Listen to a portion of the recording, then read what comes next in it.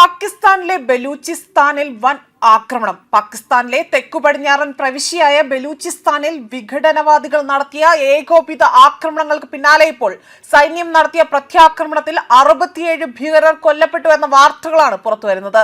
വിവിധ നഗരങ്ങളിലായി തന്നെ നടത്തിയ ആക്രമണത്തിൽ 10 സുരക്ഷാ ഉദ്യോഗസ്ഥരും 11 സാധാരണക്കാരും കൊല്ലപ്പെട്ടതായി തന്നെ സുരക്ഷാ ഉദ്യോഗസ്ഥരെ ഉദ്ധരിച്ചുകൊണ്ട് അന്താരാഷ്ട്ര വാർത്താ ഏജൻസികൾ റിപ്പോർട്ട് ചെയ്യുന്നുണ്ട്. നിരോധിത വിഘടനവാദി സംഘടനയായ ബലൂചിസ്ഥാൻ ലിബറേഷൻ ആർമി ഈ ആക്രമണത്തിന്റെ ഉത്തരവാദിത്തം ഏറ്റെടുത്തതായും വൃത്തങ്ങൾ സൂചിപ്പിക്കുന്നു.